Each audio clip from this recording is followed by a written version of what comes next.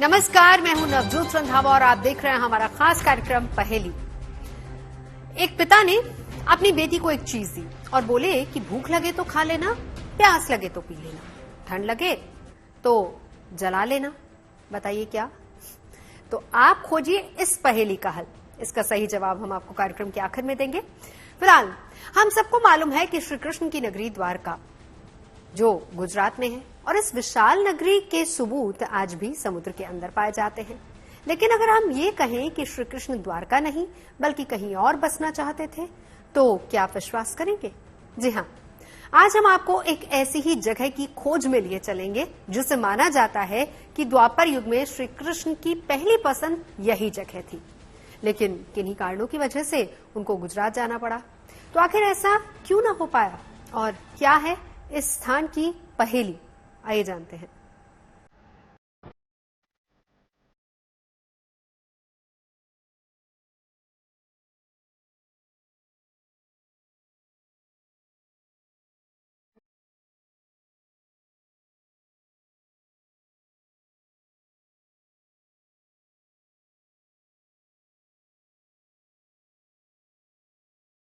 ये पहेली है 1510 मीटर की ऊंचाई पर बने मंदिरों के समूह की। ये पहेली है श्री कृष्ण की पहली द्वारका की। ये पहेली है कारीगरों की बेमिसाल कारीगरी की, जिन्होंने इतनी दुर्गम जगह ऐसी बेजोड़ कलाकृतियों का निर्माण किया। ये पहेली है कि आखिर क्यों श्री कृष्ण को अपना फैसला बदलना पड़ा, क्यों उन्हें इतनी दूर अपनी राजधानी ले जानी पड़ी।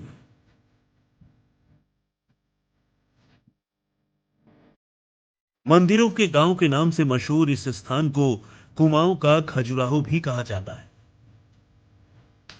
ये मंदिर इतने उत्कृष्ट हैं कि संसद भवन की एक पुस्तिका तक में इनका जिक्र किया गया है।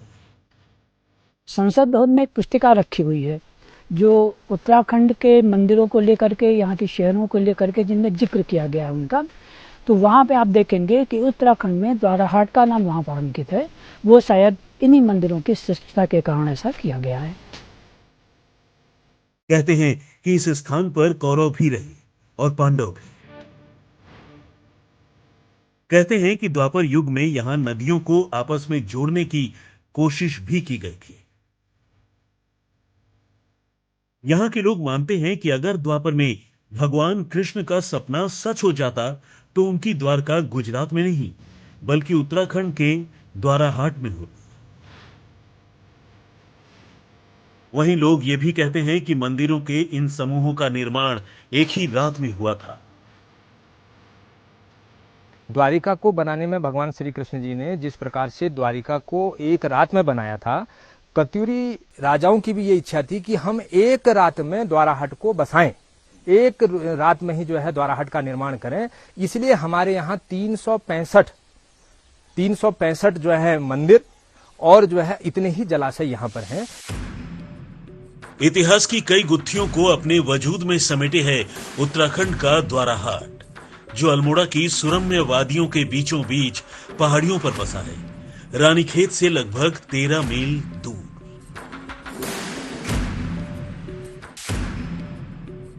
इतिहास कहता है कि कुनिंद और कुशानों के शासन के बाद कत्यूर राजवंश का उदय हुआ, जिसकी स्थापना 700 ईस्वी में हुई।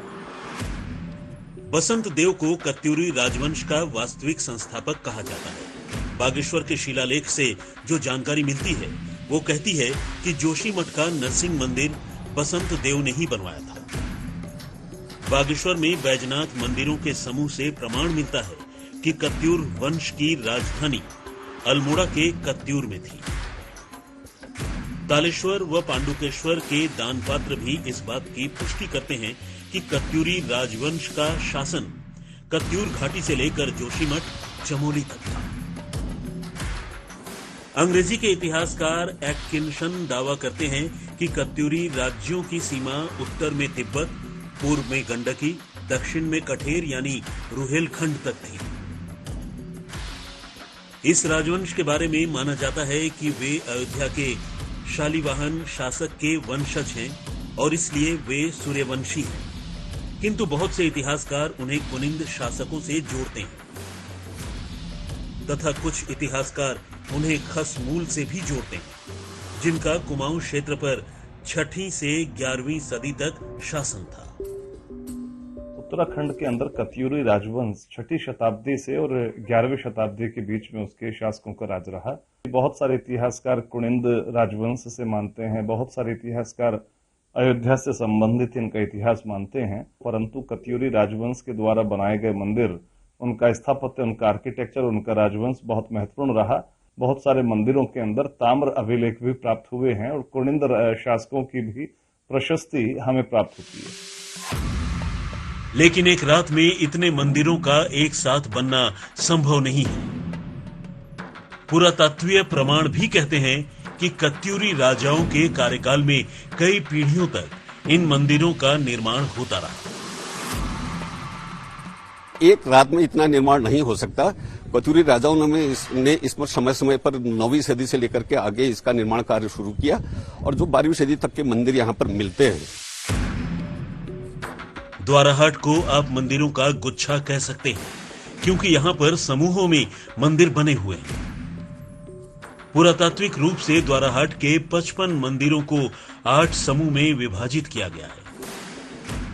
गुज्जर देव, कछारी देवल, मांडवे, रतन देवल, मृत्युंजय, बद्रीनाथ और केदारनाथ। इन मंदिरों का निर्माण 10 से 12 सदी के बीच किया गया था। यह स्थान पहले कत्यूरी साम्राज्य की राजधानी थी। कुछ और मंदिर समूह हैं, मुख्यतः 8 मंदिर समूह माने जाते हैं। उसमें है गुर्जर देव जी का मंदिर है, एक मंदिर मन्या का है। कई दरअसल हमारे जो मंदिर द्वाराहाट के वो एक समूहों में है, एक मूर्ति नहीं है, बल्कि वो मंदिरों का एक समूह है। द्वाराहाट में 3 वर्ग के मंदिर हैं, कचहरी, मनिया और रत्नदेव। द्वाराहाट हमेशा ही बद्रीनाथ जाने वाले तीर्थयात्रियों के लिए तीर्थ स्थली रहा है।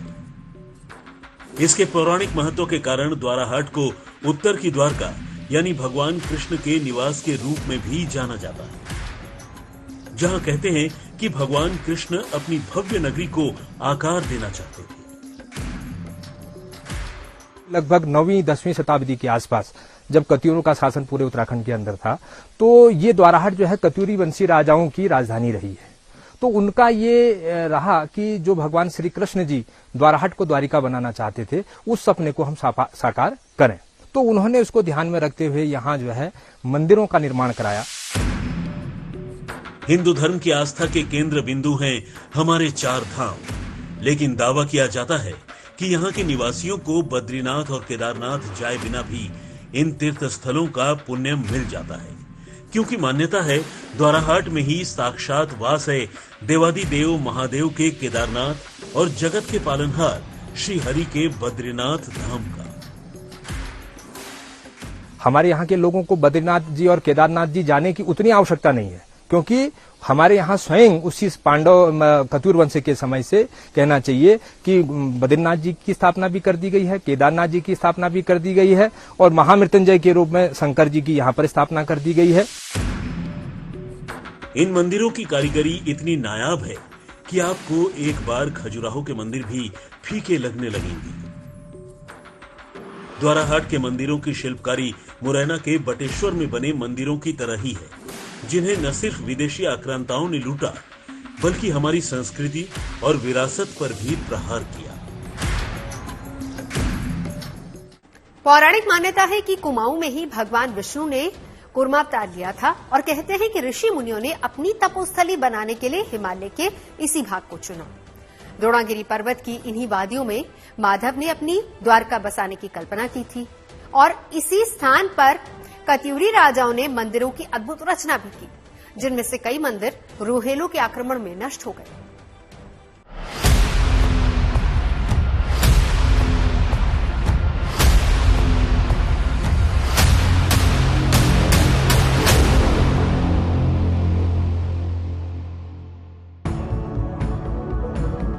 देवभूमि उत्तराखंड जहां के पग पग में आस्था की गंगा बहती है,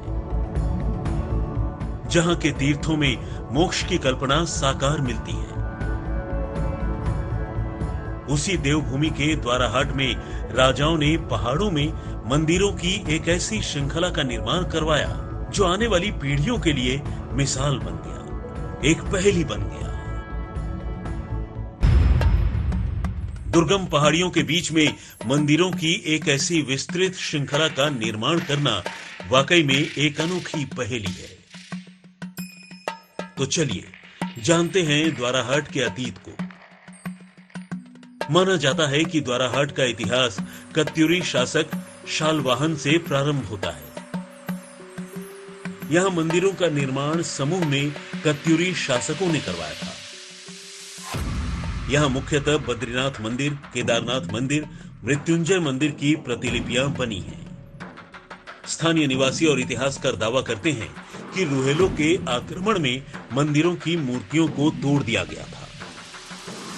जब मंदिरों का नवनिर्माण किया गया तो यहाँ के केदारनाथ मंदिर और महामृत्युंजय मंदिर में ही पूजा पाठ शुरू किया गया।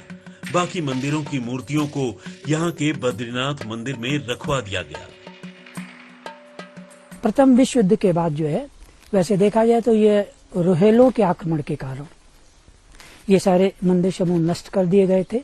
यहाँ जो मंदिर के अंदर जो मूर्तियां थी उन्हें भी नष्ट कर दिया गया था। द्वाराहाट का आधुनिक इतिहास तो शालिवाहन के जमाने से माना जाता है, लेकिन इसके आसपास के कई स्थान रामायण और महाभारत की स्मृतियों को समेटे हुए हैं। मेरे पीछे जो एक द्रोणगिरी पर्वत दिख रहा है, इसको द्रोणाचार्य से भी लिया जाता है और इसको त्रेता युग से भी लिया जाता है। जब लक्ष्मण को मूर्छा आई थी तब हनुमान यहीं से संजीवन बूटी लेकर गए थे, ऐसी मान्यता है। इसके आसपास के स्थान जैसे पांडवपोली, वैराट, पांडल खाल इस बात की ओर भी संकेत करते हैं कि इसका इतिहास पांडवकालीन या इसके भी पहले का हो सकता है। क्या ऐसा भी हो सकता है कि यहाँ कभी कौरव और पांडव आए हों, जिसके कारण इन स्थानों का नाम उनके नाम पर पड़ गया? भगवान कृष्ण इसको उत्तर द्वारिका के रूप में निर्मित करना चाहते थे। व्यासुखत्ता, व्यास, उनके पुत्र सुखदेव की स्थली यहाँ आज भी मौजूद है और पांडव खोली के रूप में पांडवों का स्थल भी यहाँ है। अज्ञातवास के दौरान वो यहाँ रहे थे।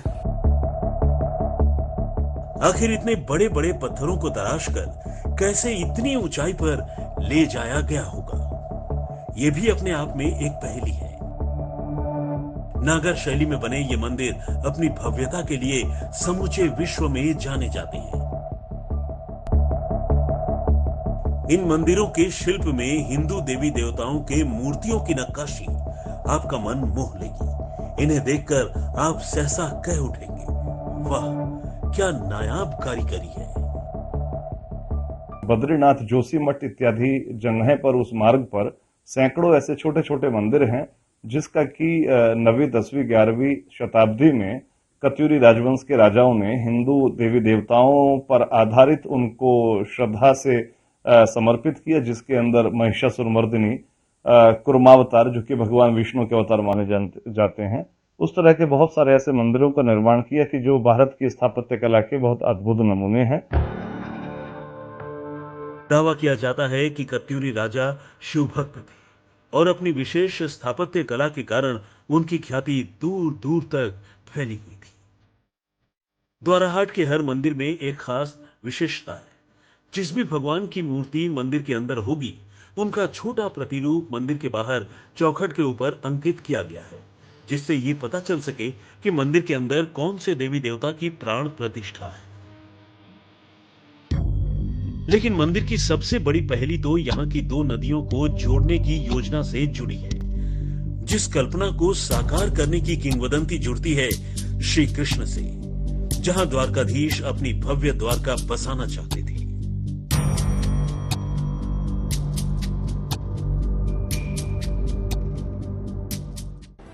भगवान श्री कृष्ण की द्वारका तो आप सभी ने देखी होगी, अगर नहीं भी देखी होगी तो द्वारका के वैभव के बारे में तो आप जरूर जानते ही होंगे। कहते हैं कि द्वारका अलकापुरी से भी ज्यादा सुंदर थी, जिसकी रचना खुद विश्वकर्मा ने की थी।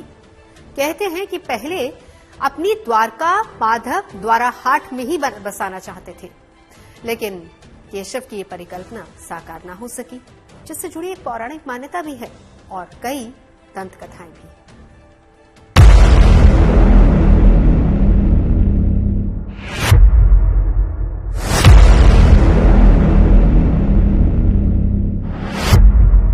आखिर जो कृष्ण सुदर्शन धारण करते हैं वो भला अपनी द्वारका द्वाराहाट में क्यों नहीं बसा सके? सुनकर थोड़ा अटपटा लगता है, लेकिन कहते हैं कि यदुवंशियों पर बार बार होने वाले आक्रमणों से मुरलीधर त्रस्त हो चुके थे। महाभारत की विभीषिका से स्वयं भगवान भी कराह चुके थे। इसलिए माधव ने द्रोणागिरी पर्वत से अपना राजपाट चलाने का फैसला किया। द्वाराहाट यहाँ पर कृष्ण भगवान द्वारिका बसाना चाहते थे, उसके बारे में बहुत सारी किंवदंतियां हैं, लेकिन धार्मिक दृष्टि से जहां तक मेरी जानकारी है, मेरा मानना है, ये एक बहुत महत्वपूर्ण स्थान है। कहते हैं कि यहाँ की भौगोलिक परिस्थितियां यहाँ बनने वाले राजमहलों को अभेद्य बना देती हैं, लेकिन मान्यता कहती है कि यहाँ पानी समेत दूसरे संसाधनों की कमी ने द्वारकाधीश को अपनी राजधानी द्वारका ले जाने पर विवश कर दिया। उन्होंने कोशिश करी कि इसको हम राजधानी के रूप में, उनकी इच्छा थी कि इसको द्वाराहाट को राजधानी के रूप में डेवलप करें भगवान श्री कृष्ण जी को, लेकिन कुछ पानी के अभाव के कारण या अन्य जो उनको अपना पूरा जो मथुरा से जब सारे लोगों को लेके यहाँ आना था, तो उतने लोगों के लिए देखा कि सब लोगों के लिए यहाँ उनके भरण पोषण के लिए और तमाम सारी चीजें नहीं हो सकती हैं, तो उन्होंने अपना ये विचार स्थगित करके फिर द्वारिका जो है दक्षिण में उसको बसाई, जो द्वारिका बनी। बताते हैं कि चकोटिया में रामगंगा नदी बहती है और सोमेश्वर में कोसी नदी बहती है। कथा कहती है कि तब मंत्रों से इन दोनों नदियों का आह्वान किया गया ताकि यहाँ पानी की किल्लत भी दूर हो जाए और ये नगरी पानी से भी घिर जाए। बताते हैं कि मंत्रों के आह्वान से रामगंगा तो द्वाराहाट तक पहुंची, लेकिन कहते हैं कि किसी तरह से कोसी को ये समाचार नहीं मिल पाया और वो नहीं आ पाई। इससे कृष्णा की द्वारका की परिकल्पना साकार नहीं हो सकी। हाँ, इसके पीछे एक किंवदंती ये भी चल रही है कि यहाँ पे रामगंगा और एक सुरभि नदी थी, तो ये था कि दोनों नदियां अगर यहाँ पर मिल जाएंगी तो वो यहाँ पर जो है एक द्वारिका का जो है वो निर्माण होगा या द्वारिका बसाई जाएगी, लेकिन ऐसा संभव नहीं हो पाया किन्हीं कारणों से, तो नदियां यहाँ दोनों ही अलग अलग दिशा में चली गई। इसकी वजह से यहाँ पे द्वारिका का निर्माण संभव नहीं हो सका। द्वाराहाट में 3 वर्ग के प्रमुख मंदिर मिलते हैं।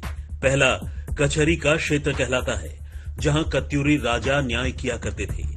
वहां 12 मंदिरों के समूह मिलते हैं। दूसरा मनिया मंदिर, माना जाता है कि 13वीं सदी में राजा मानदेव के निर्माण करवाने के कारण इनका नाम मनिया पड़ा, जहां 2 मंदिरों के समूह दिखाई देते हैं। और तीसरा है रत्नदेव मंदिर, जहां 9 मंदिरों की श्रृंखला मिलती है। लेकिन सभ्यता के प्रमाण बताते हैं कि कत्यूरी राजा बहुत ही न्यायप्रिय थे। उनकी न्याय व्यवस्था आधुनिक युग के कोर्ट के पैनल की तरह थी, जहां आज भी कचहरी बनी है, जहां पर 9 मंदिरों में राजा के नवरत्न यानी राजमंत्री बैठा करते थे। ऊपर आसन पर राजा बैठते थे।